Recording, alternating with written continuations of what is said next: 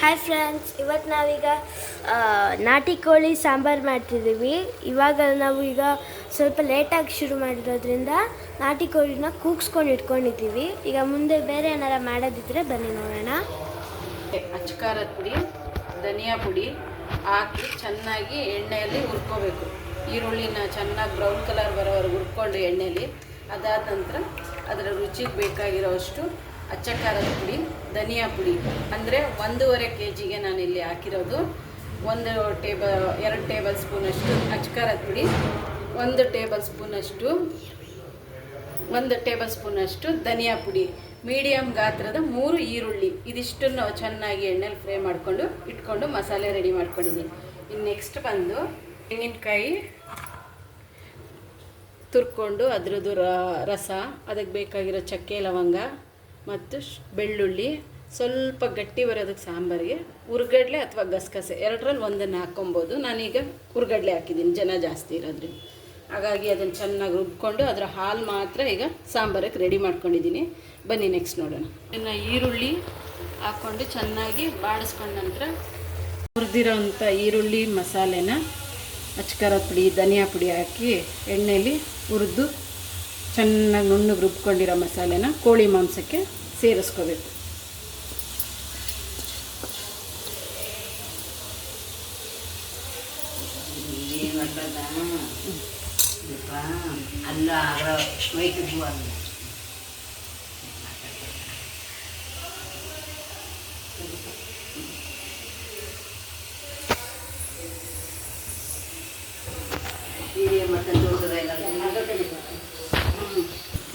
ಇಷ್ಟು ಹಾಕೋದು ಮಸಾಲೆ ಜೊತೆ ಚೆನ್ನಾಗಿ ಈಗ ಕುದ್ದಿದೆ. ಈಗ ಅದಕ್ಕೆ ಕಾಯಿ, ಗಸಗಸೆ, ಬೆಳ್ಳುಳ್ಳಿ, ಚಕ್ಕೆ, ಲವಂಗ ಹಾಕಿ ಚೆನ್ನಾಗಿ ರುಬ್ಬಿ ಕಾಯಿ ಹಾಲು ತಗೊಂಡಿರೋ ರಸನ ಈಗ ಹಾಕ್ತಾಯಿದ್ದೆ.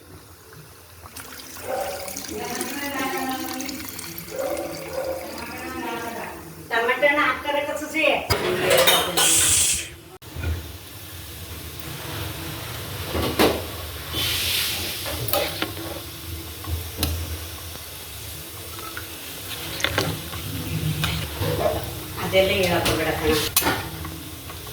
ಚೆನ್ನಾಗಿ ಕಾಯಿ ಹಾಲಿನ ಜೊತೆ ಹೊಂದ್ಕೊಂಡ ನಂತರ ಮಾಂಸ ತುಂಬ ಏನು ಬಲ್ಕೆ ಇಲ್ಲ, ಹಂಗಾಗಿ ಮೀಡಿಯಮ್ ಇದೆ.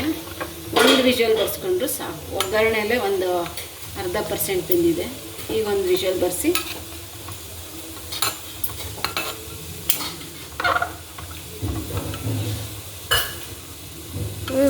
ಸಾಂಬಾರು ರೆಡಿ ಆಗುತ್ತೆ. ಈಗ ಮಾಂಸ 1/2% ಬೆಂದಿದೆ ಅಲ್ವಾ, ಹಂಗಾಗಿ ತುಂಬ ಏನು ಬೇಕಾಗಿಲ್ಲ. 1 ವಿಷಲ್ ಬರ್ಸಿದ್ರು ಸಾಕು. ಕುಕ್ಕರ್ ಲಿಡ್ನ ಕ್ಲೋಸ್ ಮಾಡಿ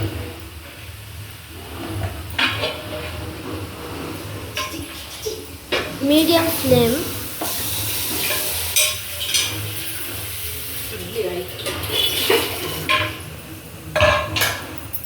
ಕುಕ್ಕರ್ ಲಿಡ್ನ ಕ್ಲೋಸ್ ಮಾಡಿ 1 ವಿಷಲ್ ಬರ್ಸಿದ್ರೆ ನಾಟಿ ಕೋಳಿ ಸಾಂಬಾರು ರೆಡಿ ಆಗುತ್ತೆ. ವಿಷಲ್ ಬರೋವರೆಗೆ ವೆಯ್ಟ್ ಮಾಡೋಣ.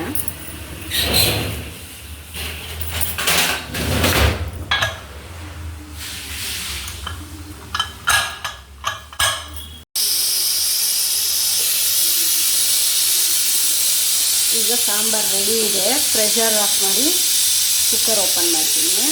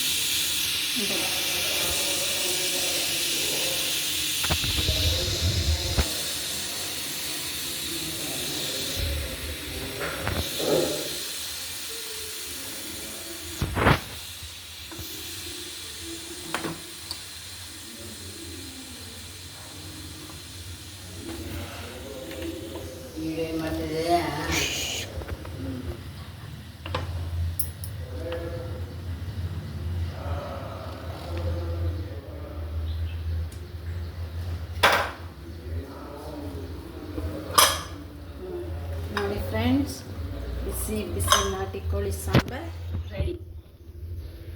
ಈಗ ಮಾರ್ನಿಂಗ್ ತಿಂಡಿಗೋಸ್ಕರ ಇಡ್ಲಿ ಜೊತೆ ಕಾಂಬಿನೇಷನ್ ನಾಟಿ ಕೋಳಿ sambar. Thank you for watching.